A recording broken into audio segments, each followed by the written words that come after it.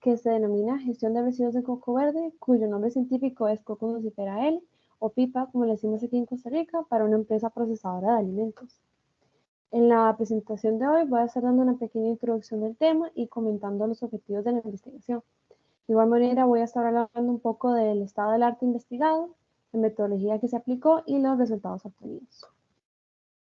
Bueno, y es que se prevé que el consumo mundial de alimentos, que es la principal fuente de productos básicos agrícolas, aumente en 1,4% durante la próxima década. Este aumento va a traer consigo una mayor generación de residuos a lo largo de la cadena agroalimentaria. De hecho, se ha reportado que del 25 al 50% de los alimentos producidos se desechan a lo largo de la cadena de valor. Uno de los alimentos de gran consumo es el coco. La FAO para el 2020 reportó una producción de más de 61,5 millones de toneladas, de los cuales los principales productores fueron Indonesia, India, Filipinas, Brasil y Sri Lanka respectivamente. En Brasil se han realizado una gran cantidad de investigaciones sobre residuos de coco verde, muchos de los cuales fueron estudiados para la presente investigación. Para el caso de Costa Rica, igual en el 2020, la FAO reporta 1.500 hectáreas cosechadas con 15,000 toneladas de producción. Estas ubicaron a Costa Rica en el puesto número 46 de productores en el mundo, y también menciono que del área cosechada, el 84% se ubicó en la provincia de Lima. Uno de los aspectos más importantes que deseo mencionar en esta presentación es que en Costa Rica, como en otros países de Latinoamérica, nos referimos al coco como pipa, específicamente cuando se encuentra en estado inmaduro o verde. No obstante, durante la investigación vi que este es un término que se utiliza muy libremente, por lo que deseo aclarar que de aquí en adelante haré referencia a la pipa como coco cuando se encuentra verde o inmaduro. En Costa Rica hay una empresa procesadora de alimentos, la cual vende agua de pipa a sus compradores en botellas de agua, y posterior a la extracción del agua se generan grandes cantidades de residuos, lo que me lleva a comentar los objetivos de la investigación. El objetivo general fue establecer una estrategia de gestión de residuos de pipa para una empresa procesadora de alimentos, y los objetivos específicos: realizar un análisis de la situación ambiental, organizacional y económica actual de la gestión de los residuos de pipa, así como la definición de estrategias para la gestión de los residuos y proponer una valorización para los mismos. Bueno, y es que el coco se puede cosechar en diferentes etapas, dependiendo del uso que se le vaya a dar. Por ejemplo, cuando se desea por la cantidad de agua que tiene o por una carne de textura gelatinosa, se cosecha el fruto alrededor de 7 meses después de su floración. En esta etapa, el coco ha alcanzado su máximo tamaño, pero está inmaduro. Cuando se desea para la copra, que es para la carne, o bien para la producción de aceite o de leche, se cosecha cuando el fruto se haya madurado lo suficiente. Esta etapa se alcanza alrededor de 12 meses después de la floración del fruto. Cuando el coco se encuentra inmaduro, la cáscara exterior puede ser de color verde o dorado, y depende de la variedad. Mientras que cuando el coco se encuentra maduro, la cáscara a lo exterior y también como la corteza interna se han tornado de color café. Cuando el coco se encuentra inmaduro, tiene una mayor cantidad de agua, que es gradualmente absorbida en la carne del coco conforme aumenta la madurez del fruto. Es decir, el coco maduro posee una menor cantidad de agua. Al fruto de cocotero se le identifican 7 partes, y algunas de ellas son la piel exterior impermeable, que se denomina exocarpio, y la capa interna, ¿verdad?, que tiene varios nombres, o corteza o caparazón interna, que se denomina endocarpio, y la cual se ha terminado de formar bien y ha sido sólida cuando el coco ha madurado. Existen muchas razones por las que se debe dar una gestión adecuada a los residuos de pipa, y es porque los residuos representan del 80 al 85% de la masa bruta del fruto. Cuando los mismos se disponen en rellenos sanitarios o vertederos, pueden contribuir significativamente en la reducción de la vida útil de los mismos. Además, estos frutos tienen un proceso de degradación muy lento, que dura de 8 a 12 años. Como observamos en la figura 5, la acumulación de los mismos puede llegar a que se den cambios impuestos al paisaje, y de igual manera que se dé la proliferación de insectos y también la creación de refugio para animales venenosos y roedores. De hecho, se ha encontrado que el coco puede albergar Aedes aegypti y Aedes albopictus. En la literatura se han reportado una gran cantidad de aplicaciones para los residuos de coco verde. Por ejemplo, bioetanol o briquetas, que son fuentes alternativas de energía. También la manufactura de carbón activado, que de hecho actualmente está siendo estudiado en el TEC, y algunos de sus varios.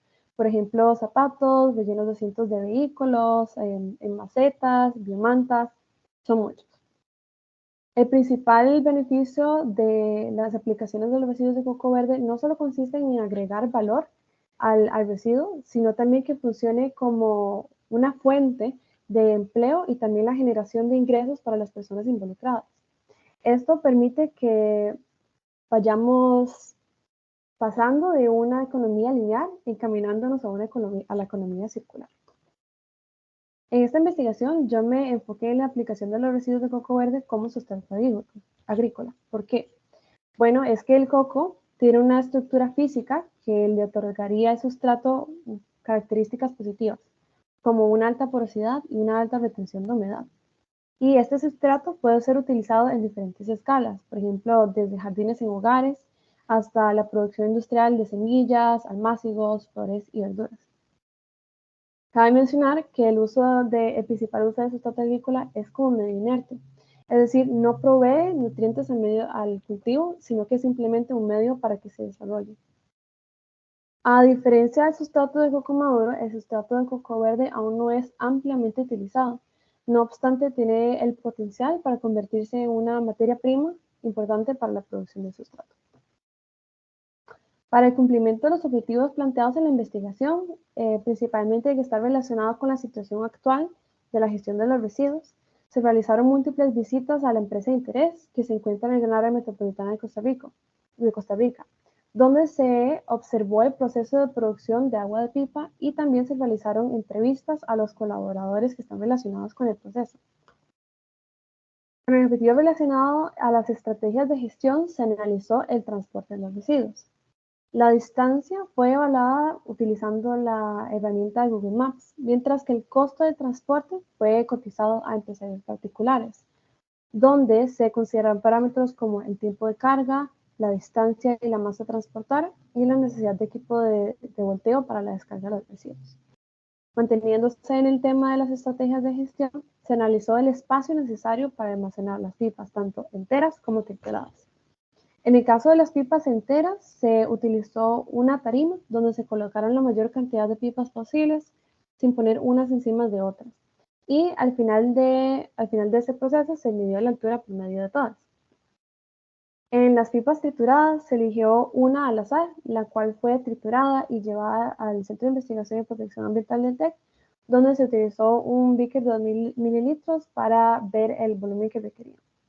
Este proceso se repitió después de una semana de secado a la pipa y de igual manera se realizó cuando se separaron las dos fracciones principales del coco, que son una parte fibrosa y otra parte polvorosa. Para el objetivo relacionado con la propuesta de valorización, se realizó un análisis de humedad, pH y conductividad eléctrica, pero para ello se realizó un muestreo de las pipas, que se realizó durante una semana laboral de la empresa. Al final de la semana se recolectaron 150 pipas, a las cuales se les aplicó un proceso de cuarteo y 3 de ellas se trituraron y se llevaron al Centro de Investigación y Servicios Químicos y Microbiológicos del TEC y 2 de ellas se almacenaron bajo refrigeración en caso de imprevistos. Para el análisis propiamente se analizaron 2 muestras, una de una pipa solamente triturada y una de la pipa triturada y lavada. El coco verde posee cantidades importantes de cloruro de sodio y cloruro de potasio, las cuales pueden ser parcialmente lixiviadas con un lavado, por lo que se analizaron estos parámetros antes y después de lavar el material. Los análisis se realizaron bajo el método de extracción de sustrato saturado que fue propuesto por el Centro de Investigación. También se analizó la potencial producción de fibra y polvo de coco, para los cuales se eligieron pipas al azar y se trituraron y de igual manera se pusieron a secar durante una semana. Posteriormente fueron llevados al Centro de Investigación en Protección Ambiental del TEC, donde se realizó una separación manual tanto de las fibras como del polvo. De igual manera, se realizó con el objetivo de conocer el tamaño de las aberturas de tamices que son necesarios para clasificar el polvo de coco. Se realizó un análisis granulométrico. Este se hizo con un agitador de tamices de aberturas que variaron de 1,18 milímetros a 2,80 milímetros y con un tiempo de vibración total de 4 minutos. Finalmente, se realizaron cotizaciones tanto de empresarios costarricenses como brasileños sobre alguna maquinaria que es necesaria para la producción de polvo y fibra de coco. Relacionado con el objetivo de conocer la situación ambiental, la situación organizacional de la gestión de los residuos de pipa, se observa este gráfico, donde como la industria pertenece al sector alimenticio, después de la cosecha de los frutos, estos son distribuidos, almacenados y desinfectados en la empresa. Posteriormente, al coco se le hace un corte y se extrae el agua.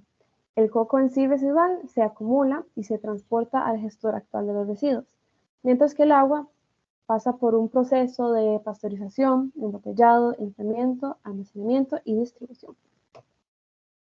Dependiendo de la producción de la empresa, se pueden generar hasta 13.200 unidades diarias de coco, las cuales, con una masa promedio por unidad de 1,12 kilogramos, significa que se pueden generar hasta 14,8 toneladas de residuos al día, lo que se traduce a 3.843 toneladas anuales.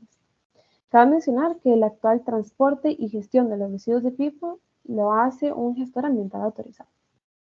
Como es de imaginarse, como producto del volumen de residuos que se generan, se puede imaginar que uno de los principales impactos ambientales son los cambios impuestos al paisaje. De igual manera, la acumulación de los residuos puede llegar a que se desarrollen vectores como previamente mencionados. Durante la investigación se observó que si se secan las pipas enteras durante más de una semana y les queda un poco de agua en su interior, se les puede hacer moho adentro, lo que puede dificultar seriamente su reutilización. En el proceso de gestión de los residuos se puede realizar un prensado de los cocos, del cual se obtiene el denominado por investigadores como LSCV o el líquido de la cáscara de coco verde. Este líquido posee una elevada carga orgánica y conductividad eléctrica y si no es tratado correctamente puede afectar negativamente a los cuerpos receptores. Una situación similar ocurre con el agua del lavado del polvo de coco, pero de este proceso se va a hablar un poco más a continuación. Con respecto a la situación económica, la empresa actualmente realiza un pago de 32.400.000 colones al gestor actual por el transporte y la gestión de los residuos.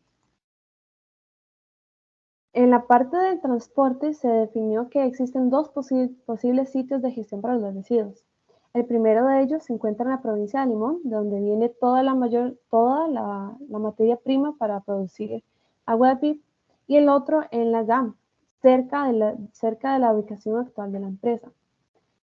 El escenario en Limón presenta dos subescenarios. El primero es que la empresa, desde la GAM, transporte los residuos hasta el sitio de gestión 1, mientras que el otro existe la posibilidad de que la empresa traslade sus instalaciones hasta Limón, con el objetivo de reducir el costo, el tiempo y la distancia necesarios para el transporte del material.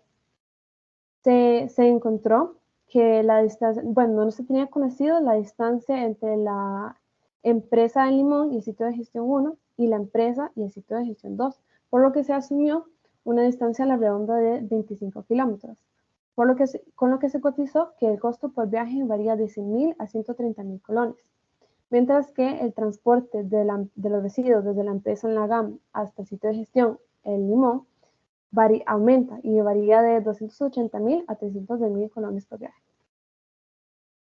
En el almacenamiento de los residuos de pipa, de nuevo relacionado con aspectos de gestión de los mismos, se encontró que se pueden enteras almacenar 56 de ellas por metro cuadrado y 392 por metro cúbico. Esto significa que son necesarios 100 metros cuadrados semanales con una altura de apilado de 2 metros. Se plantó una semana máximo para evitar la acumulación de los mismos y que se den vectores. Las pipas trituradas se encontró que se pueden almacenar 832 de ellas por metro cúbico, una reducción de un 53% a cuántos en espacio cuando se encuentran enteras. Esto significa que son necesarios 81 metros cúbicos con una semana para el secado del material. Menciono que cuando se dejar el material secando durante una semana a una altura de 1 metro, es necesario que se dé el volteo del material 1 o 2 veces al día para asegurar que este se va a secar uniformemente o lo más posible. Posterior a la separación de la fibra y del polvo, se encontró que se podría reducir en un 80% en la masa con respecto a cuando se encontraban las pipas enteras. Fue interesante observar que la fibra, cuando se secó, hizo que se expandiera, lo que hizo al final que se requiriera más espacio.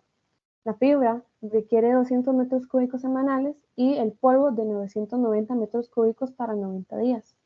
La fibra solo se somete a un proceso de secado, mientras que el polvo debe someterse a un proceso de maduración por un periodo mínimo de 90 días, del cual voy a hablar un poco más a detalle a continuación. Los resultados de análisis de humedad, pH y conductividad eléctrica que están relacionados con la valorización de los residuos se encuentran en el cuadro 1. El pH, cuando no se realizó ningún lavado de los residuos, fue de 3,46 y cuando se realizó un lavado de 3,60. La humedad varió de 85,7 a 88% y la conductividad eléctrica, cuando no se realizó ningún lavado, fue de 1.389 microsiemens por centímetro y con un lavado de 423 microsiemens por centímetro. Cabe mencionar que los resultados obtenidos de este análisis están sesgados por la extensión de la investigación, puesto que la caracterización de los cocos puede verse afectada por parámetros como la época de cosecha de los frutos, periodos lluviosos variables, la ubicación geográfica, la edad del fruto y la variedad frutal, así como la metodología que se aplicó para realizar los análisis. En términos de humedad, los valores obtenidos para ambas muestras se encontraron en línea con los reportados en la literatura, los cuales fueron de un 85%. Las cáscaras de coco verde tienen la desventaja de ser muy variables en términos de pH y conductividad eléctrica. En términos de pH, se observó que para ambas muestras se obtuvieron valores menores reportados en la literatura, los cuales variaron de 4,8 a 6,4. Se reporta que el pH tuvo que haber aumentado significativamente con un lavado, situación contraria a lo obtenido en estos análisis. Con respecto a la conductividad eléctrica, para ambas muestras se obtuvieron valores menores a los reportados en la literatura. No obstante, esto resulta positivo, puesto que si en un medio de cultivo se van a agregar más nutrientes, los cuales pueden aumentar la salinidad del medio, por lo que el sustrato debe tener una conductividad eléctrica menor a 500 microsiemens por centímetro, el cual se obtuvo como resultado de un lavado. En el proceso de producción de fibra y polvo, cuando se han realizado solo los procesos de triturado, secado y clasificación, se observó que se reduce la masa de un 60 a un 80%, dependiendo de cuánto se haya secado, con respecto a la masa original del fruto, y que cuando se separan las fracciones, el 70% del material corresponde a fibra y el 30% a polvo. Esto significa que, considerando la máxima producción de la empresa, que son de 13.200 unidades, se tiene potencial de producir 2,1 toneladas diarias de fibra y 0,9 toneladas diarias de polvo.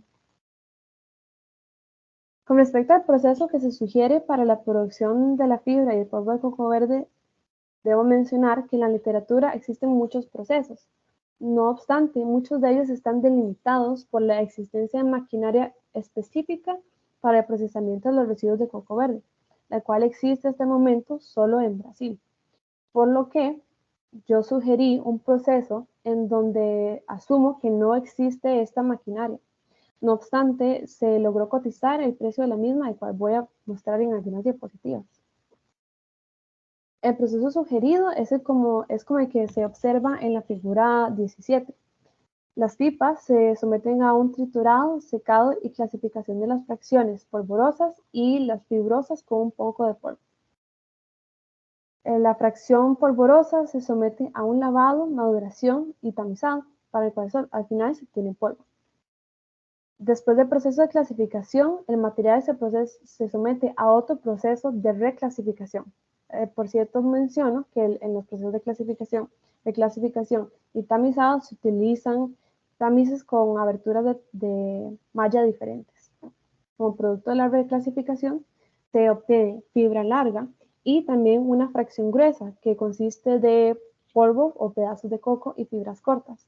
Y estas pueden ser sometidas a una molienda para obtener polvo de mel.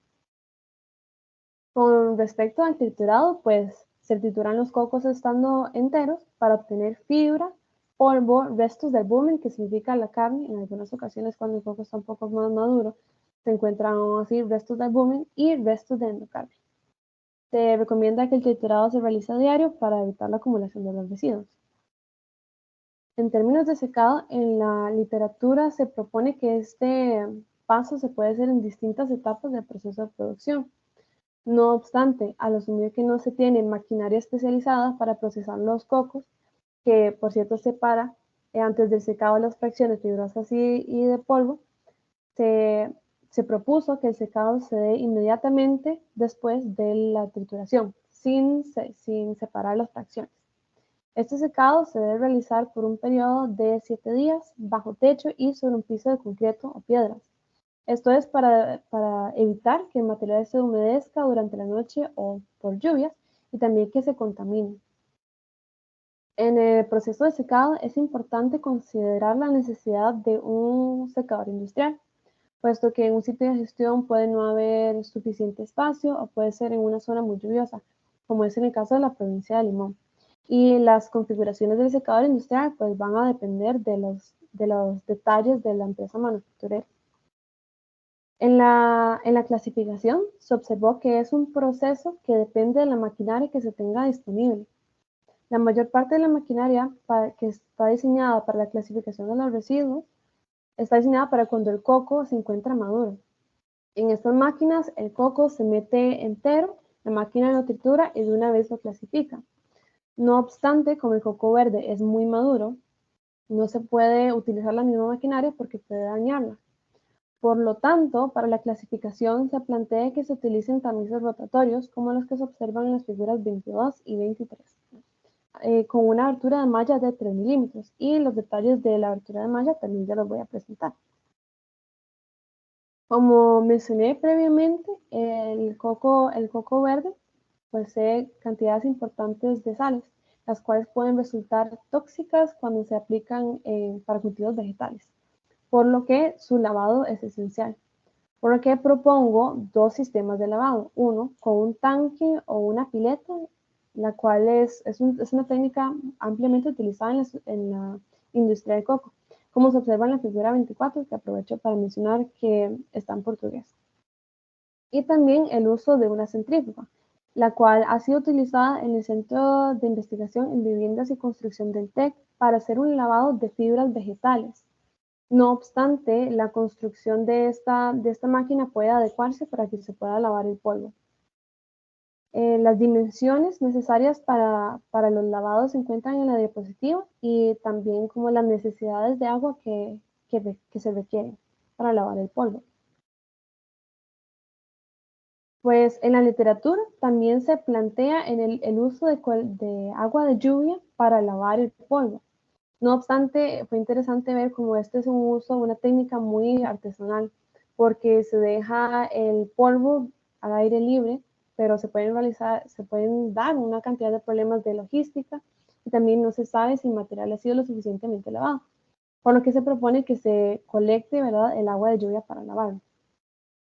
Se evaluó el potencial de colecta de agua de lluvia para posibles sitios de gestión que fueron en la vertiente del Caribe y en el Valle Central, donde se encontró que en la vertiente del Caribe se tiene un mayor potencial de colecta de agua y permite que se utilice la centrífuga 10,4 meses al año. En el Valle Central se puede recolectar menos agua, y el uso de los sistemas de lavado pues se abastecen un menor tiempo con el agua. Con respecto a la maduración, este es un proceso exclusivo para el polvo de coco, puesto que la fibra se somete solamente a un proceso de secado. El polvo posee una alta relación carbono-nitrógeno, lo cual sugiere una baja velocidad de degradación.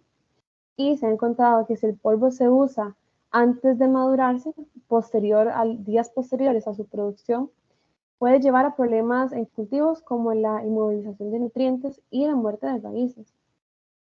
Por ello, se plantea que el proceso de maduración se realice por un periodo mínimo de 90 días. No obstante, este proceso de maduración se puede extender hasta por años. Cabe mencionar que el principal objetivo de la maduración es mejorar las características del polvo o el sustrato, puesto que se ha reportado que permiten aumentar el pH del medio y disminuir su conductividad eléctrica.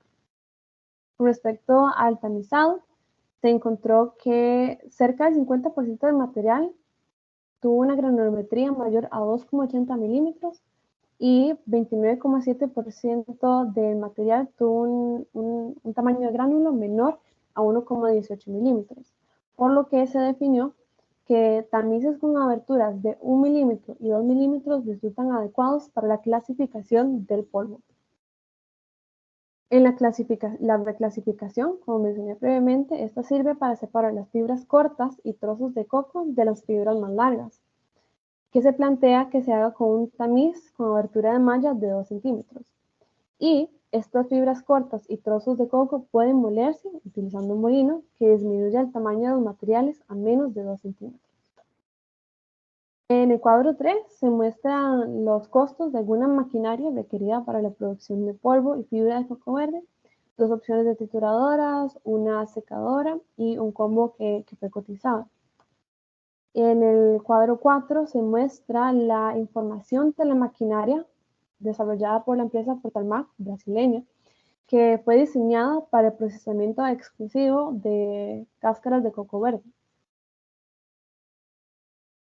Como conclusiones de la investigación, pues se notó que el principal impacto ambiental detectado para la empresa fueron los cambios impuestos al paisaje, mientras que en el escenario de Costa Rica, los impactos ambientales de una gestión inadecuada de los residuos se deben principalmente a la baja degradabilidad de fruto y su volumen.